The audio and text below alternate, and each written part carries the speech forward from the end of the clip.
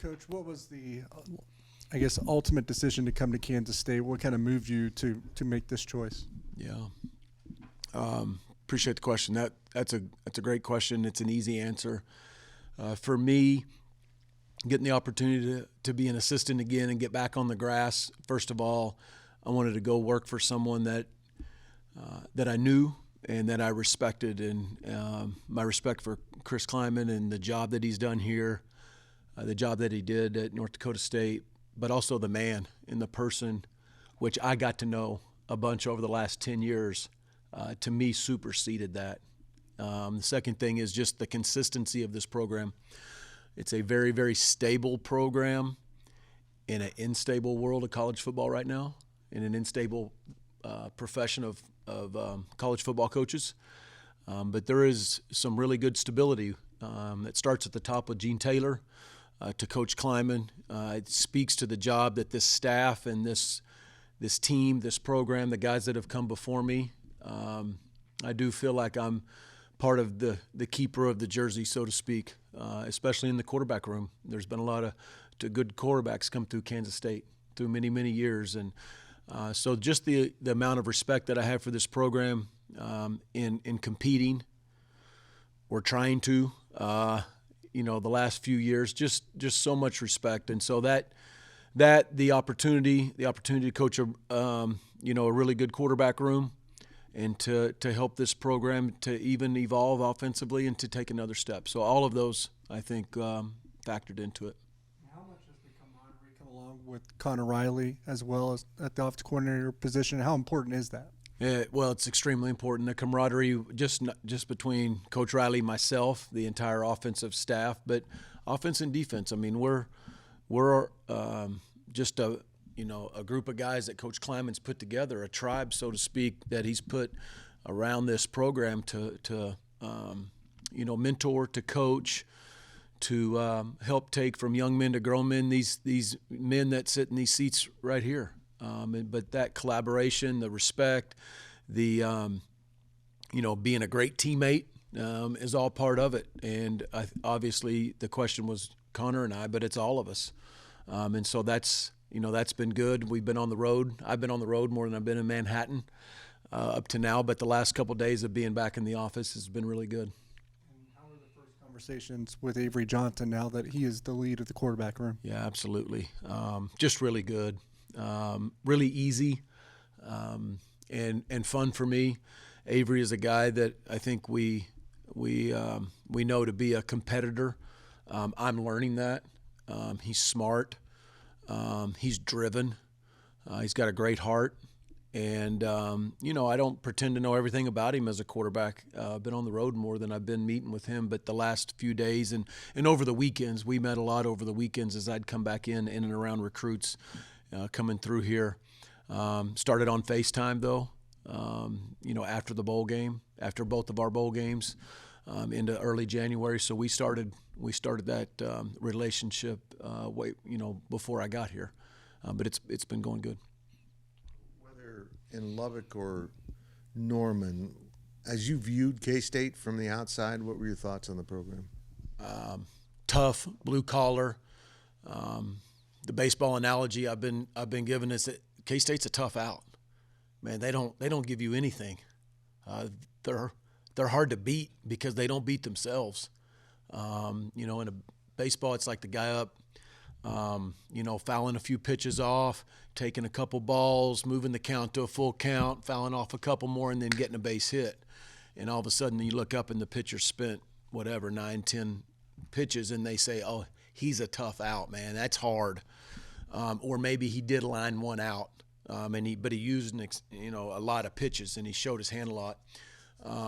That's the way I look at K-State. I mean, very, very little pre-snap penalties. You never see a post-whistle penalty. They run the ball. They stop the run. They win the game predominantly, and they're built from the front seven out. I mean, everything that you want as a football coach to build a program like that's the way I see K-State. And it's guys that have been here before and guys that are currently here now. And, 0 for 4. And for me, against them one win as a player, but 0 for 4 coaching. You know, just since Tech in Oklahoma, and man, these guys they're in the mix every game, and that's coming here. That's part of it too. Going back to your question, you get a chance to win a championship every year. I mean, Kansas State will be in the mix in the month of November. They'll be playing meaningful games. I mean, it's real around here, and the chance to go chase a championship together is real, and that's also part of my why and for coming here and for being a part of something and trying to go chase another championship. But again, that's the scoreboard, that's the end. But and the process that is within the building, the culture. That's why all those reasons I just said, I'm starting to learn why it's the fabric and the DNA of this program. It starts in that locker room, player to player. It's coach to player. It's the tribe, again, that Coach Kleiman has put around these young men, what they're willing to do for each other, player-driven. There's so much that I think that is right about Kansas State right now, and the timing for me is right, but the timing for this team and this program is right now. We expect to maybe see some of Matt Wells' favorite plays sneak their way into Connor Riley's playbook. Well, yeah, and you'll see Connor's favorite plays too. Yeah, the ones that score anyway, right? Okay. You obviously have some experience coaching high-level quarterbacks like Jordan Love. How do you anticipate that helping you with Avery Johnson? Just experience. Not only Jordan, but having some before Jordan. And then some really good quarterbacks, 3 really good quarterbacks that we recruited and coached at Texas Tech that are now, all 3 of them are Power 5 starters at different places. And all of those guys, and then in that, Avery is, his own unique self. And I don't think there's always a set mechanical. I don't think there's always a set way to teach it. I think it's a coach's job is to learn his quarterbacks, his players, and then to help take them to another level and understand what they learn, and then find a way to teach them and find a way how they learn, and then to support them in their quest to be the best. Matt, first off, welcome to town. Thank you. Forgive me, but when did you play Kansas State as a player? 1992, I was a red shirt, Utah State. And Kansas State won that game? No. Oh, Utah State won it. Okay. Yeah. All right, so that was a win. Okay. Chris Kleiman, when he talked about you when you coached at Texas Tech, made it sound like you guys were like friends from, way, way back. Where does y'all's friendship come from? It started my early days at Utah State, becoming a head coach and really looking out there at potential defensive coordinators and just studying what they did at North Dakota State and how tough they played and how they ran the football and how they tackled. That was important to me as an offensive guy being a head coach. And then I was like, who's this guy coordinating this defense? And then I found it, and we started a relationship. And I offered him the defensive coordinator's job there at Utah State, and he said no. So he turned me down, and I said yes to him. So here, fast forward 10 years later. Get anything like that? Did I? Yeah. No, I said yes pretty quick. Yeah. I also wanted to ask, with Avery, what's most impressed you just from his physical traits watching him on film? Well, just watching him on film, I think the easy answer is his legs because he's got some God-given talent there to escape, as well as, just straight line linear speed. He's fast, but the kid can throw the football. He really can, and that's what he's been doing his whole life. And so to see and watch, and I think I've went through it twice, the roughly 200 some plays he's played this year, and just to watch him. But I think his best days are ahead of him. The best is yet to come for Avery Johnson. I really believe that. He's got a high ceiling, and I think we're going to see hopefully a better version of him this spring, and then next fall he's going to be better than he was last year, and that's my job to help him in that quest.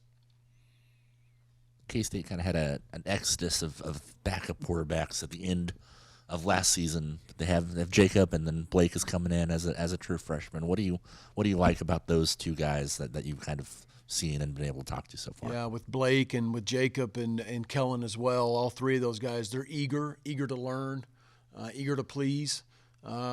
They've been great teammates so far. They've been great in the weight room in the off season. Good reports coming back from all them. But you know, the whole room, we have to build a base of knowledge, and then to be able to go out and execute. To the, you know, in this offense, to be able to play and to move this offense, and you know, watching those guys and evaluating them this spring will be very key to see where they're all at, and then the steps that we have to take next. And I don't know what those steps are yet, but they've been really good for the last few weeks in the weight room.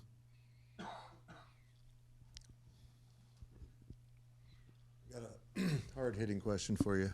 I've only seen photos, but does Utah State indeed have the prettiest campus in America?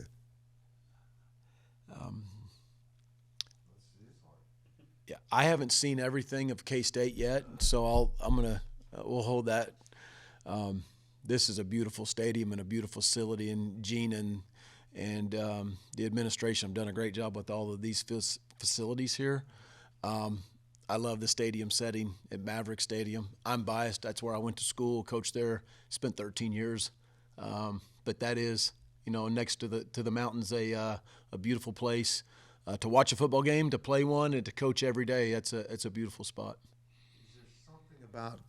I mean, that's a true college town. This is a true college town. Is there something about being back into a place like that? Yeah, there are a lot of similarities. In fact, Jen and I and our children came first week in January, maybe, kind of before.